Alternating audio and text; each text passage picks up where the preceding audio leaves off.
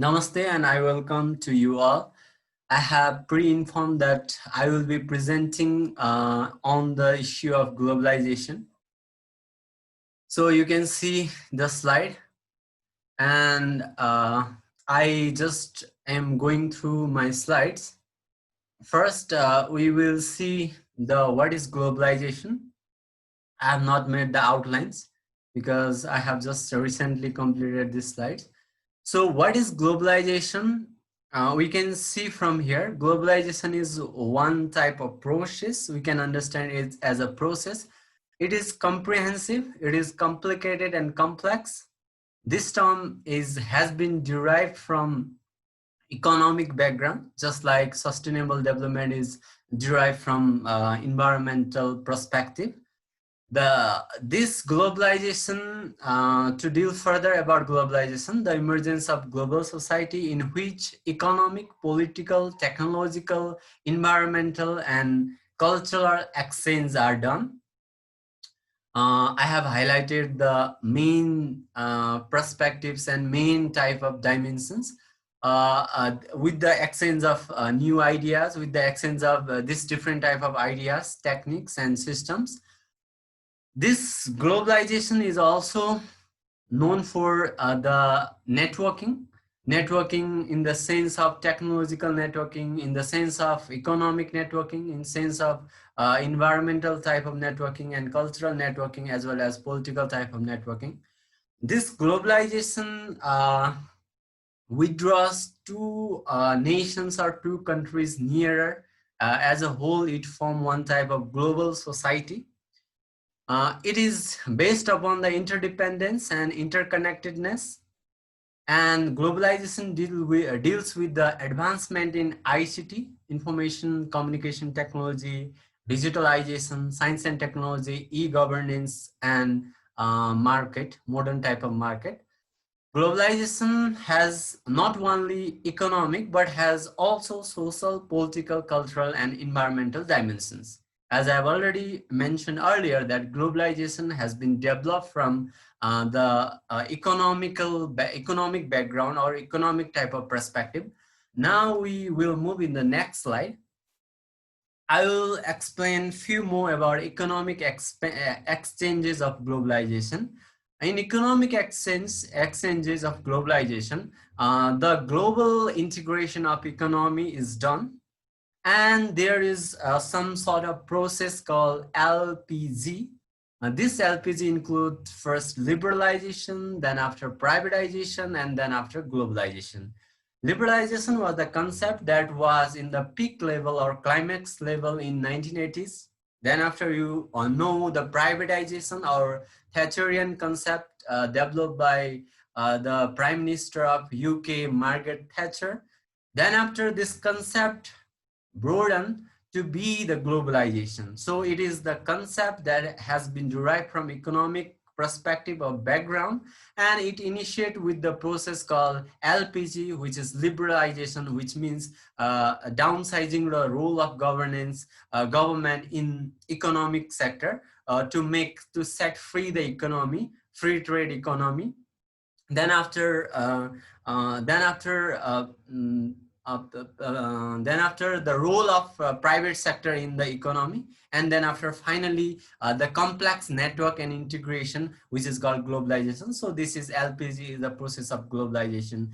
In economic exchanges, there is international. There are some features. These are internationalization of production accompanied by the exchange of structure of production. So the products are internationalized. As you can see, we get the Apple products in Nepal. We get different types of motor products in Nepal that are not manufactured here, and it has changed the structure of production.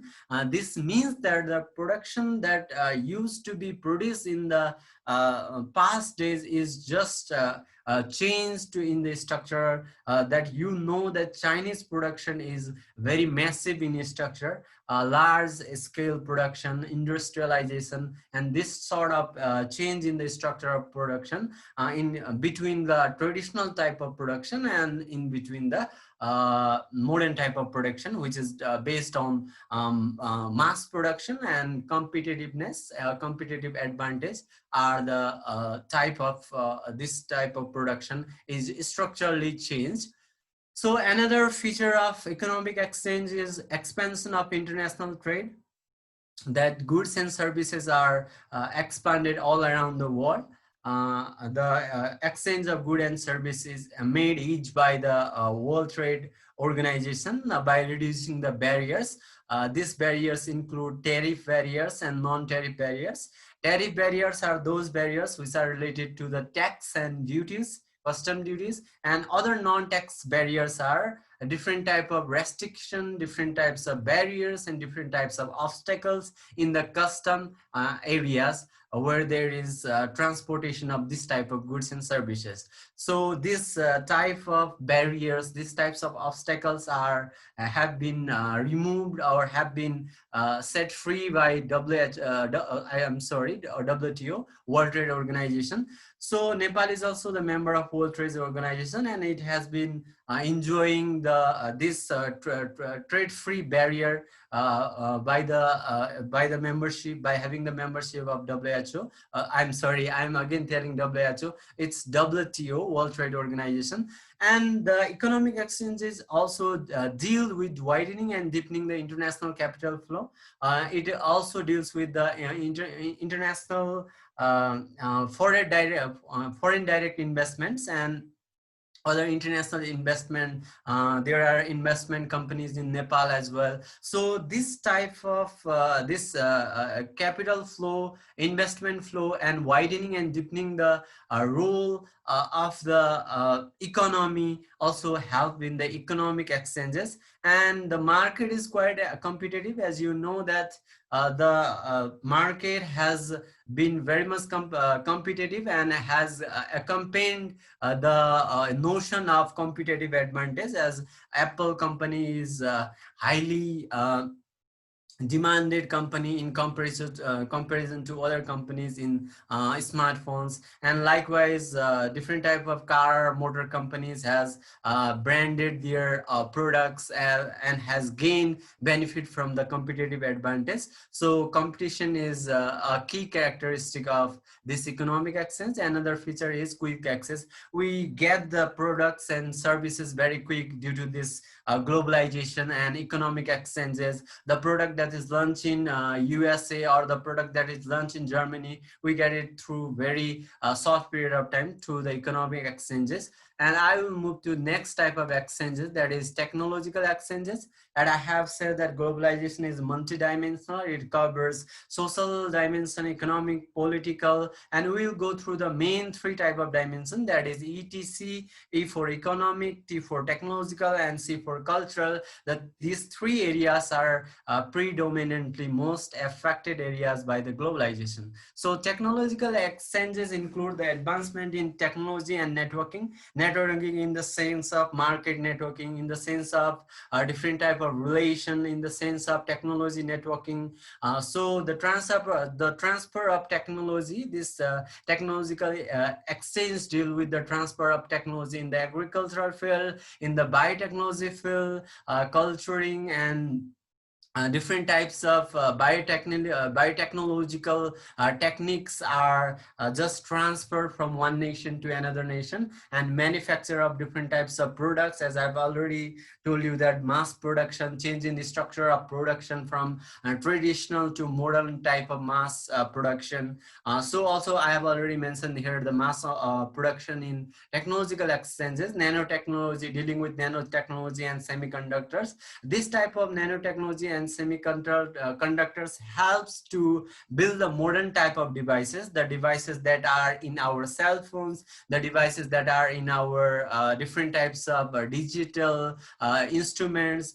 This nanotechnology have made the size and the structure which is based on the small particles and semiconductors like silicon and different types of other semiconductors to design a device that is portable, that is reliable, and that is durable. So nanotechnology, semiconductors have made the advancement in the technological exchanges.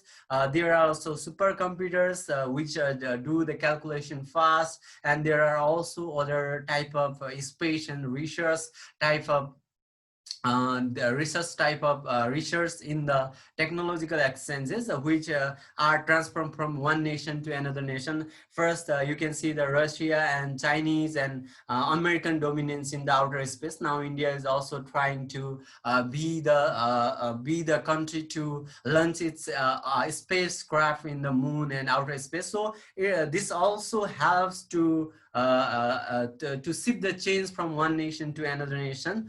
Similarly, the technological exchanges also deals with the innovations, new types of inventions in terms of machinery, in terms of different types of new products, or also innovation, new types of ideas and competitive advantage to take the advantage of the competition. Just I have mentioned the companies like Apple company in smartphone and Ford company in motor, and there may be the other companies who have taken the advantage from the competition. So by the technological exchanges, there is quick response and accessing of the technology, as we are very much now close with the information communication technology. We are running this virtual class, so this technological type of exchanges across the globe has been dealt in this type of technological exchanges. These are the we can say these are the features of technological exchanges. Now we'll move to a next type of exchanges, that is cultural exchanges. This cultural exchanges is transfer of culture from one nation to another nation, and it has positive and negative both type of impacts. We have some positive type of impact and some negative type of impact. Different type of different type of scholars have commented in this cultural exchanges.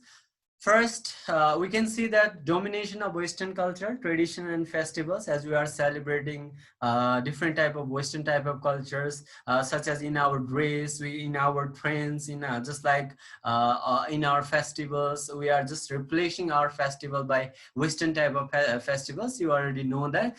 So there are mainly three type of school or three type of thoughts in cultural exchanges. One thought is that cultural homogenization.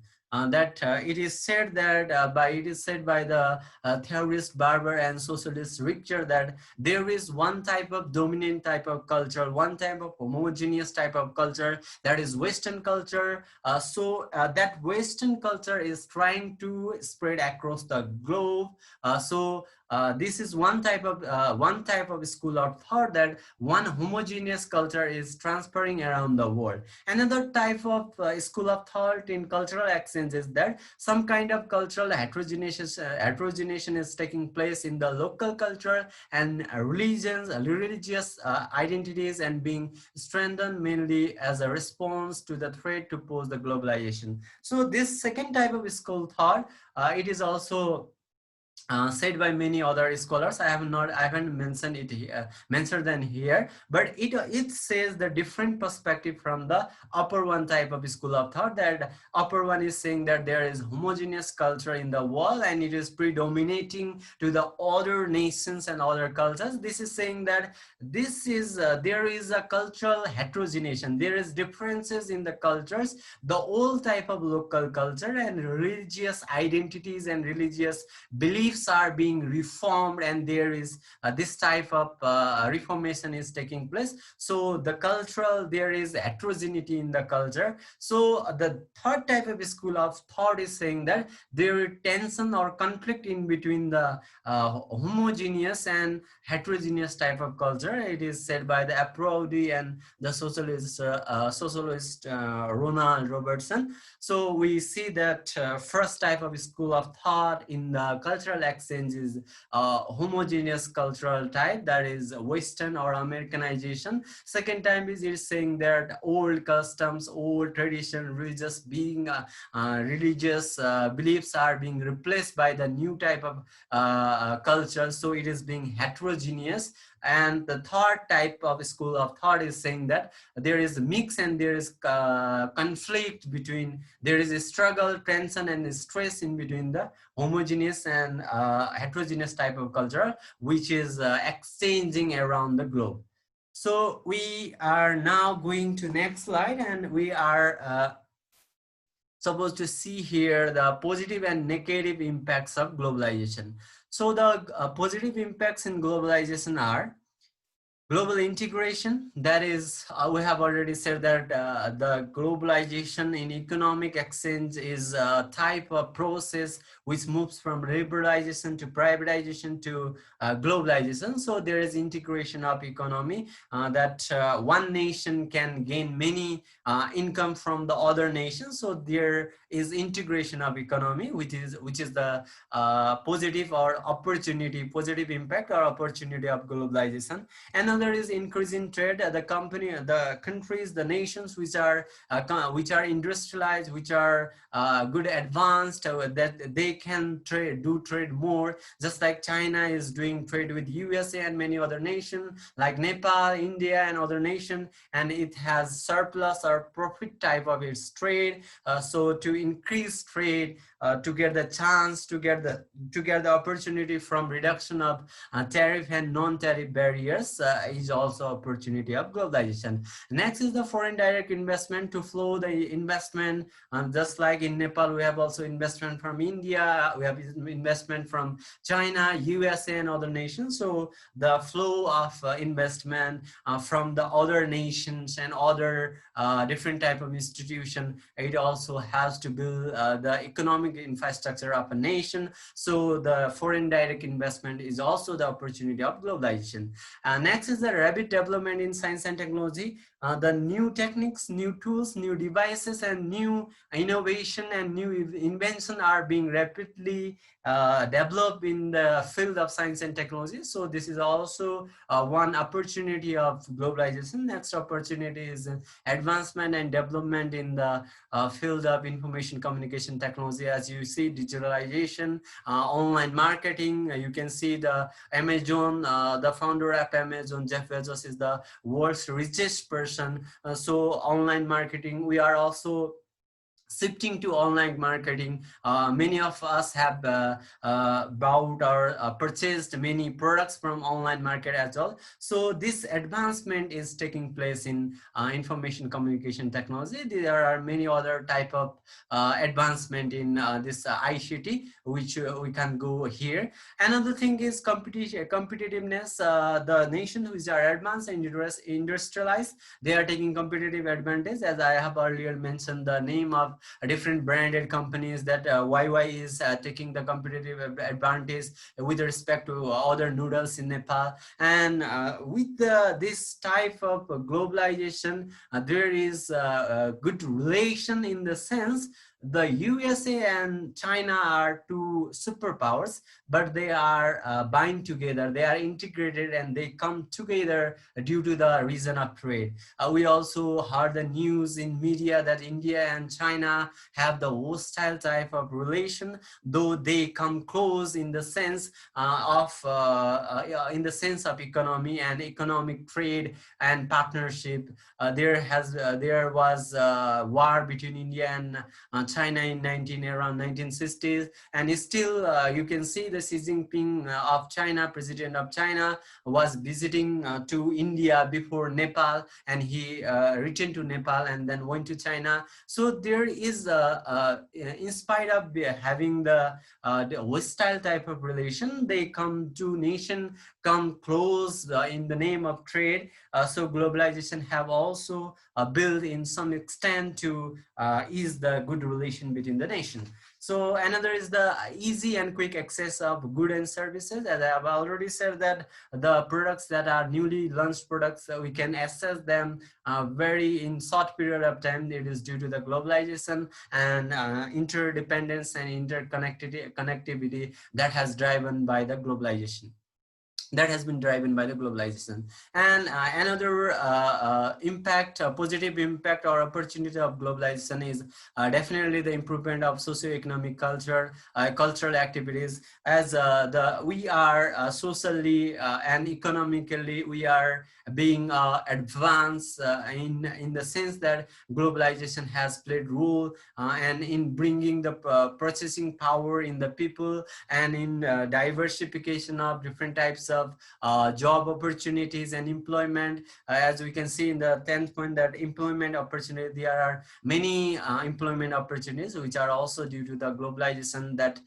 Nepal has done many agreements, foreign labor agreements with the many nations to whom Nepal send the labors and get the remittances from those countries. So this also, globalization has also positively impacted upon the employment generation, and these are the positive type of impacts or opportunity of globalization. Now we'll move to the negative type of impacts. The negative type of impact are mainly seen in the security issues and human rights issues. Just previously, a few months back, you have been observed, you could have observed in the media that the Chinese hackers entered into Nepal, and they tried to hack the ATM from bank. So they were unsuccessful. So this type of security issues, the influence of different types of terrorist groups and other people become easier due to the globalization, and these security issues and threats are seen in globalization. There is threat with the human rights in the globalization, because some nation are gainers and some nation are losers. So the losers one, they don't have infrastructure, they don't have economy to build their nation and to protect the rights of their people. So it has also threatened in the field of human rights. Another is inequalities. As already I previously mentioned, that there are losers and there are gainers in globalization. So there is inequalities between the economies, there is inequalities treatment between the nation due to the globalization. So it has impacted negatively upon the issue. Another is cultural adversity, that adverse cultural impact we can see in globalization, the dominance of Western culture and the disruption of domestic culture, which has negatively impact upon the communities. So this is the negative impact of globalization. Another is the unrest social movements. There are different types of agitations, there are different types of movements in society which are inspired by the different type of cultural, different types of groups which they see in another culture, and they just do copy of that culture, and they start they start their own agitations and movements. This is also the impact of globalization, which has negatively impacted. Another is the export shortfall. This means that many nations, the developing nations, they don't have much resources and much products to sell out, so they are suffering from the export shortfall, that they are exporting less and they are importing more, and there is no any balance between import and export, and which is very bad for their economy, development growth of their economy. So export shortfallness is also another negative impact of globalization. Another is increase in loan burdens. The Nepal like nations for just completing their projects and just developing their nations and building infrastructure, they took loan from international institutions like World Bank, IMF, and ADB. So to the citizens of that nation are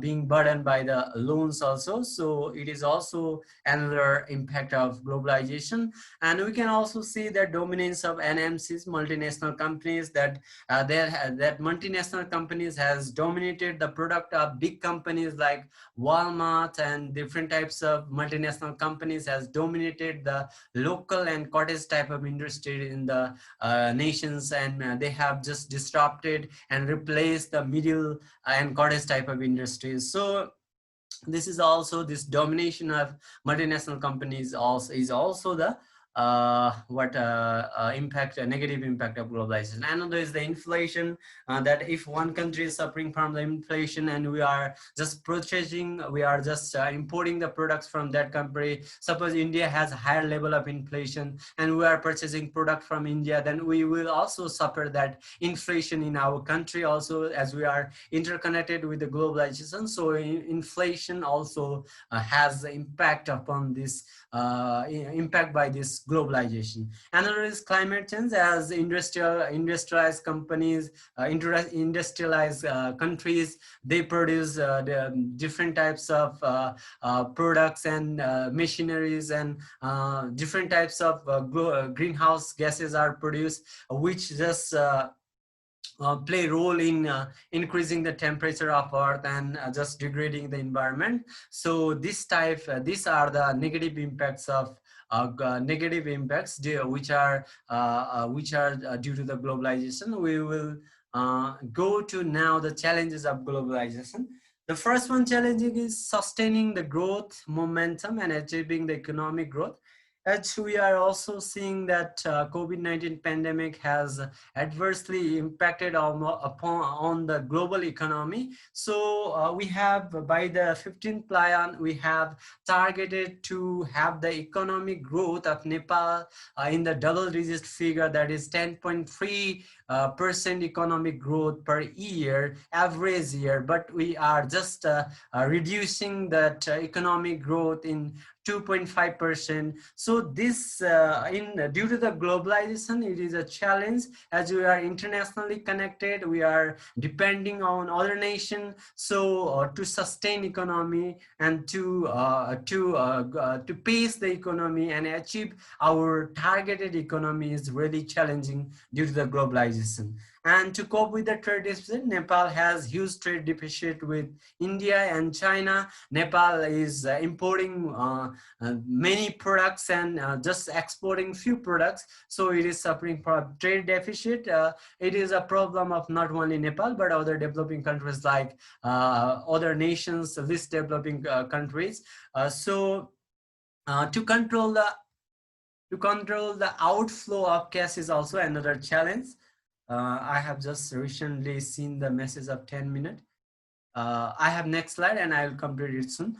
To control the out cash flow is also another challenge, which is also driven by globalization, that we are purchasing more products, means we are just investing more money in purchasing the product from outside. So to stop that outflow of cash is also another challenge. Just like that, brain drain is also another challenge, which is which we can see that capable persons are just going outside, the doctors, engineers, and many persons that are moving to the nations that in which they are high privileged and in which they get better opportunities. So this, to stop brain drain in globalization, also really challenging. Next is to compete with the global market. The global market is really competitive. So to compete with this type of global market is also really challenging. And Nepal has aimed, targeted to be graduate from LDC, least developed country, by